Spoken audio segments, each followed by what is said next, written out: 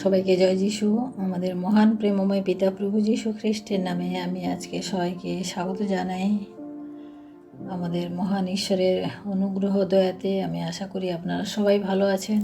এবং আসুন আমরা আজকে ঈশ্বরের বাক্য পাঠের মধ্য দিয়ে তার নামকে আমরা উচ্চীকৃত করি, গৌরবান্বিত করি। আসুন আমরা প্রার্থনা যাওয়ার আগে আমি ঈশ্বরের বাক্য থেকে কিছুটা অংশ আমি পাঠ করব। আমি আজকে যে বিষয়ের পাঠ করব তা হচ্ছে যাচনা করো দেওয়া যাইবে। আমরা মথি লিখিত সুসমাচার তার 7 অধ্যায় 7 পদ আমরা যখন পাঠ করি, সেখানে কি বলে বাক্য, যে যাচনা করো তোমাদিগকে দেওয়া যাইবে, অন্বেষণ করো পাইবে, দ্বারে আঘাত করো তোমাদের জন্য খুলিয়া দেওয়া যাইবে।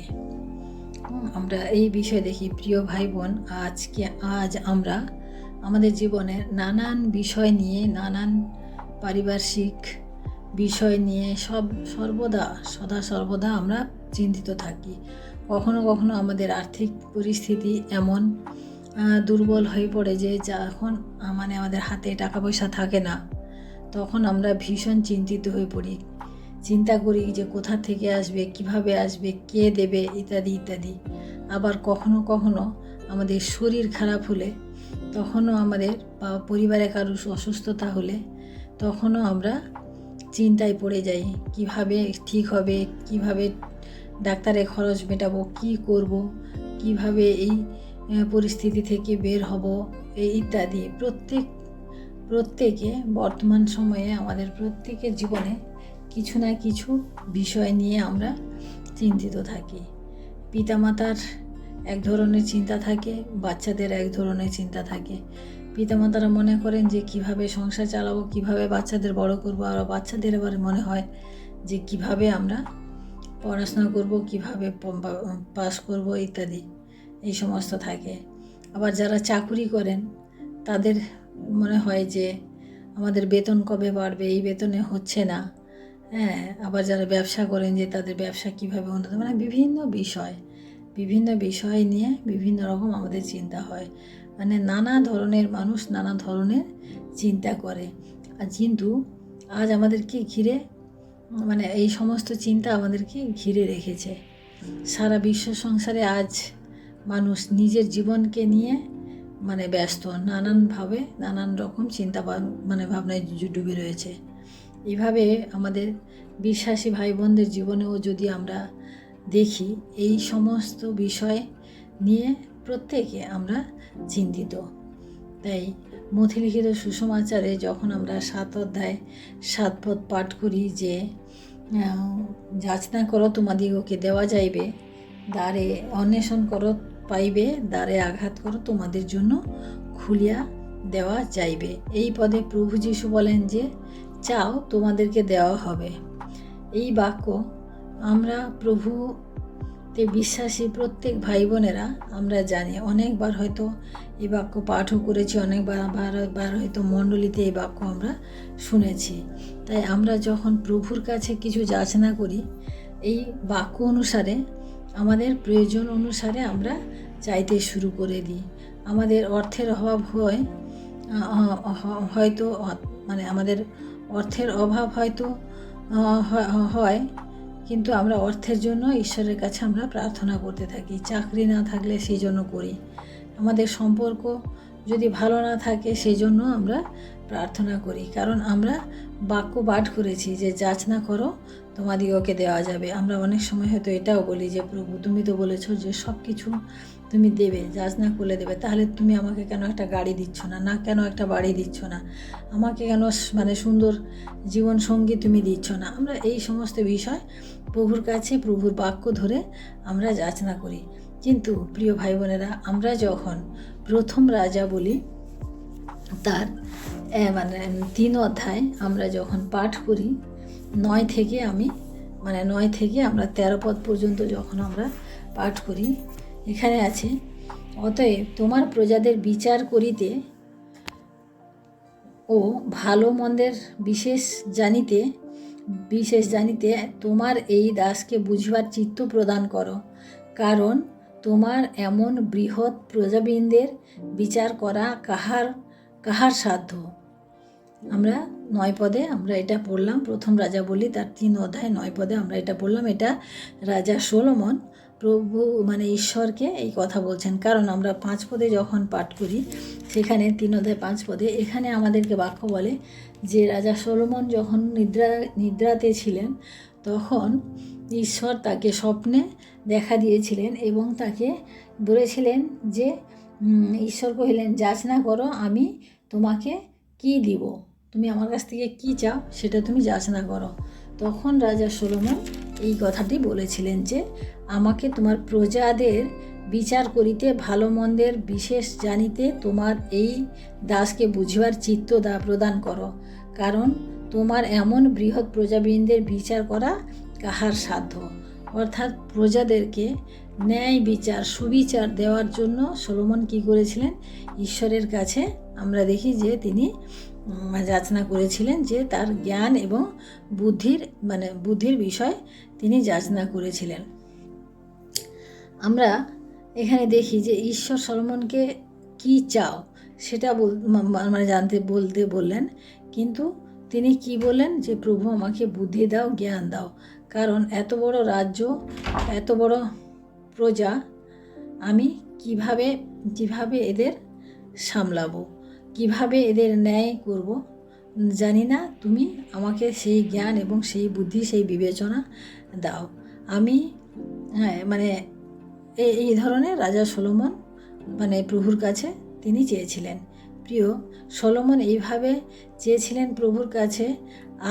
আজকের দিনে আমাদেরকে যদি প্রভু স্বপ্নযোগে আমাদের সামনে যদি চলে আসেন, যদি বলেন যে আমরা কি চাই, তাহলে হয়তো আমি জানি যে আমরা 100% আমরা শিওর যে আমরা কি চাইব, যে প্রভু আমার একটা ভালো বাড়ি নেই, আমার মেয়ের বিয়ে হচ্ছে না, আমার ছেলে ভালো করে কাজ পাচ্ছে না, আমার পরিবারে অশান্তি, আমার অমুক আমার তমুক, আমরা এই ধরনের আমরা বলতে থাকবো প্রভুর কাছে। কারণ আমাদের দৈহিক প্রতিদিনের যে চাহিদা সেটাই আমরা প্রভুর কাছে আমরা বলবো। সলোমনের জায়গায় যদি আজকের দিনে আমরা হই তাহলে আমরা এটাই আমরা বলবো। কিন্তু আমরা জানি যে কিন্তু আমাদের স্বর্গীয় পিতা যিনি আমাদেরকে এই জগতে এনেছেন, যিনি আমাদেরকে আমাদের মায়ের গর্ভের আগে থেকেও যিনি আমাদেরকে মনোনীত করেছেন, তিনি কি আমাদের প্রয়োজন জানেন না? তিনি কি আমাদেরকে দিতে পারেন না? তাই প্রিয় ভাই বোনেরা, রাজা সলোমন যেভাবে তিনি স্বর্গীয় বিষয় তিনি যেভাবে যাচনা করেছিলেন, আমাদেরও উচিত যে আমাদের প্রভুর কাছে আমাদের স্বর্গীয় বিষয় সকল যাচনা করা উচিত। সলোমন ইচ্ছা করলে সলোমন যদি ইচ্ছা করতেন তিনি চাইতেই পারতেন যে আমাকে অনেক ধন সম্পত্তি দাও, আমাকে ঐশ্বর্য দাও, আমাকে শত্রুকে নাশ করার ক্ষমতা দাও, আমাকে সেই পাওয়ার দাও যাতে আমি আমার রাজ্যকে আরও বেশি বৃদ্ধি করতে পারি ইত্যাদি সলোমন চাইতে পারতেন। কিন্তু তিনি সেটা চাননি। তিনি ঈশ্বরের কাছে স্বর্গীয় বিষয় বা স্বর্গীয় আশীষ চেয়েছেন, স্বর্গীয় বরদান চেয়েছেন, আর ঈশ্বর সলোমনকে দিয়েছেন। কারণ বাক্য বলে, প্রথমে তাহার রাজ্য ও তাহার ধার্মিকতার অন্বেষণ করো, তা হইলে তোমাদিগকে সমস্ত কিছু দেওয়া যাইবে। তাই সলোমন ঈশ্বরের কাছে যা চেয়েছিলেন, ঈশ্বর তার থেকেও অনেক বেশি তাকে দিয়েছেন। আমরা 10-11 পদ পাঠ করলে আমরা সেটা পাই। তখন প্রভুর দৃষ্টিতে ইহা তুষ্টিকর হইল যে সলোমন এই বিষয় যাচনা করিলেন। আর ঈশ্বর তাহাকে কহিলেন, তুমি এই বিষয় যাচনা করিয়াছ, আপনার জন্য দীর্ঘায়ু যাচনা করো নাই, আপনার জন্য ঐশ্বর্য যাচনা করো নাই, এবং আপনার শত্রুগণের প্রাণ যাচনা করো নাই, কিন্তু বিচার শ্রবণার্থে আপনার জন্য বুদ্ধি যাচনা করিয়াছ। কারণ এই দেখো, আমি তোমার বাক্য অনুসারে তোমার প্রতি তাই করিলাম। অর্থাৎ সলোমনের জন্য তাই করলেন। এবং আমরা দেখি 12 পদে যে তার থেকেও আরও বেশি অনেক কিছু তিনি আমরা দেখি দিলেন। সলোমনকে এখানে আমরা 12-13 পদ যখন আমরা পাঠ করি, দেখো আমি তোমাকে এমন জ্ঞানশালী ও বুঝিবার চিত্ত দিলাম যে তোমার পূর্বে তোমার তুল্য কেহ হয় নাই, এবং পরেও তোমার তুল্য কেহ উৎপন্ন হইবে না।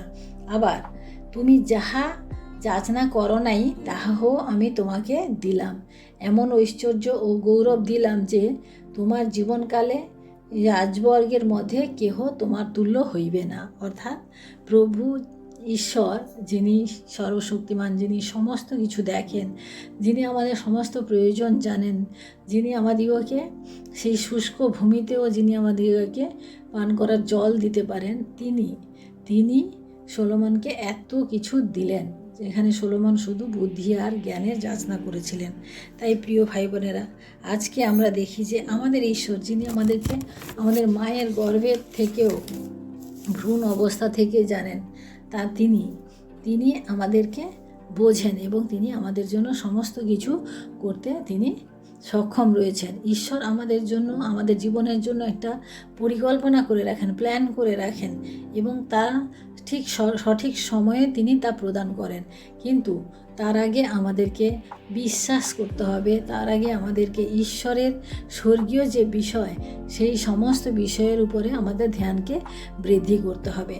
আমাদের প্রার্থনা করার সময় নেই, আমরা সমস্ত কিছু করছি, আমরা টিভি দেখছি, মোবাইল দেখছি, ইউটিউব দেখছি, ইনস্টাগ্রাম দেখছি, আমরা সমস্ত যাবতীয় কিছু আমরা করে যাচ্ছি, দেখে যাচ্ছি, আমাদের সমস্ত কিছু, এদিকে যাওয়া, এখানে যাওয়া, এটা করা, আমরা সমস্ত কিছু করছি, কিন্তু বাইবেল পাঠ করা, প্রার্থনা করার আমাদের সময় নেই।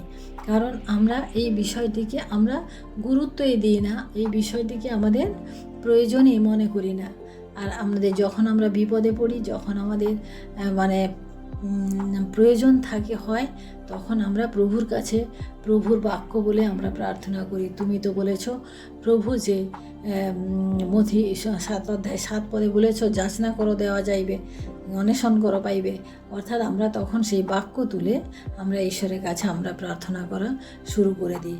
ঈশ্বরের কাছে স্বর্গীয় বিষয় যদি আমরা যাচনা করতাম সলোমনের মতো, তাহলে তিনি আমাদেরকে সব কিছু দিয়ে থাকতেন। কারণ তিনি সেই মেষপালক, যে তিনি উত্তম ভূমিতে আমাদিগকে চড়ান, উত্তম জায়গায় জল পান করান, যিনি সেই মেষপালক, সেই পালক তিনি, যিনি আমাদের সমস্ত কিছু বোঝেন। আমরা যদি বিশ্বাস ঈশ্বরের উপরে রাখি, যদি আমাদের থাকে, তাহলে আমাদের কোনো কিছুর অভাব হবে না। আমরা যখন চিন্তা করি যে আমার সমস্যা আমাদের কাছে যখন অনেক বেশি বড় হয়ে যায়, তখন আমরা কি করি, এর কাছে যাই, ওখানে যাই, আমরা এদিক ওদিক ছোটাছুটি করি, কিন্তু আমরা কখনো ঈশ্বরের স্বর্গীয় বিষয়ের প্রতি আমাদের ধ্যান থাকে না। আমরা কখনোই জানতে চাই না যে ঈশ্বরের ইচ্ছা কি। আমরা কখনো এইভাবে প্রার্থনা করি না। যখন আমাদের বিপদে পড়ি, কখনো আমরা প্রার্থনা করি না যে প্রভু তোমার ইচ্ছা কি, তোমার ইচ্ছাই সিদ্ধ হোক আমার জীবনে, এটা আমরা কখনোই বলি না। কিন্তু আমরা বলি প্রভু আমার বিপদ থেকে আমাকে উদ্ধার করো, আমাকে আমাকে উদ্ধার করো, আমাকে এখন আমার টাকার প্রয়োজন রয়েছে, যেভাবেও তুমি স্বর্গীয় আশীর্বাদ তুমি করো, এই কথাই আমরা বলি। ঈশ্বরের উপস্থিতির প্রার্থনা আমরা কখনোই করি না। আমরা প্রার্থনা করার যে শক্তি, প্রার্থনা করার শক্তি, সেটার জন্য আমরা প্রার্থনা করি না।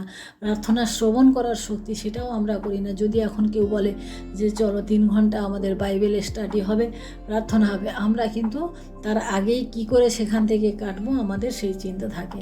অতএব কিন্তু চাওয়ার সময় আমাদের অনেক বড় বড় চাহিদা ঈশ্বরের কাছে থাকে।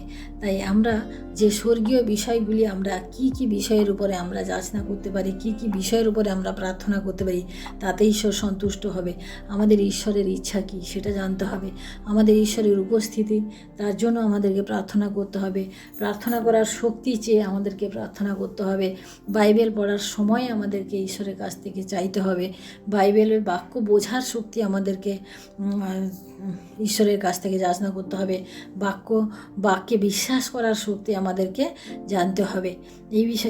এই সমস্ত স্বর্গীয় বিষয় যখন আমরা ঈশ্বরের কাছে যাচনা করব, যখন আমরা ঈশ্বরের কাছে চাইব, তখন অটোমেটিকলি বাকি সব ঈশ্বর আমাদেরকে দেবেন। যখন আমরা দেখি যে কোনো সন্তান পিতামাতার সমস্ত বাধ্য সন্তান হয়, পিতামাতার আদেশ অনুযায়ী চলে, পিতামাতার বাক্য অনুযায়ী চলে, তখন সেই সন্তানের কিছু চাইতে হয় না।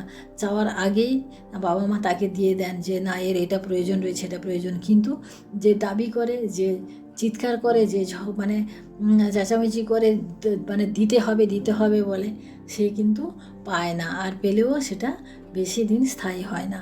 তাই আসুন আমরা আজকে ঈশ্বরের কাছে আমাদের যাচনার বিষয়গুলি আমরা পরিবর্তন করি। আমরা কি যাচনা করব সেটা আমরা যেন এখন থেকে আমরা স্থির করি। আমাদের সলোমনের মতো যাচনা করব, নাকি আমাদের নিজেদের মতো করে যাচনা করব যে আমাদেরকে আমাদের প্রয়োজন দেওয়ার জন্য। তাই আসুন আমরা আজকে প্রার্থনা করি, ঈশ্বরকে ধন্যবাদ দিই। Hallelujah, hallelujah, hallelujah. মহান প্রেমময় পিতা, তোমার মহানামে ধন্যবাদ প্রশংসা করি প্রভু, আজকের এই সুন্দর দিনের জন্য, সুন্দর সময়ের জন্য প্রভু তোমায় ধন্যবাদ করি প্রভু। তুমি অনেক অনুগ্রহ দয়া করেছো প্রভু, তাই তোমায় ধন্যবাদ করি প্রভু। প্রভু গো, তুমি এই বাক্যপাঠের মধ্য দিয়ে যে শিক্ষা আমাদিগকে দিয়েছো প্রভু, এই শিক্ষা অনুযায়ী যেন আমরা চলতে পারি প্রভু। তুমি আমাদের দয়া করো প্রভু। সর্বোপরি তোমার ইচ্ছা আমাদের জীবনে সিদ্ধ করো প্রভু। আমাদের ইচ্ছা নয় প্রভু, আমাদের চাওয়া পাওয়া নয় প্রভু, তুমি যা চাও তাই করো প্রভু। কারণ আমরা জানি প্রভু, তুমি তোমার সেই স্বর্গীয় আশিস তুমি আমাদের জন্য প্রস্তুত করে রেডি করে রেখেছো প্রভু। তুমি আমাদেরকে সবসময় স্বর্গীয় আশিস দিতে তুমি রেডি আছো প্রভু। তাই তোমায় ধন্যবাদ করি প্রভু। তোমার সেই স্বর্গীয় আশীর্বাদে প্রত্যেক ভাই বোনকে তুমি আশীর্বাদিত করো।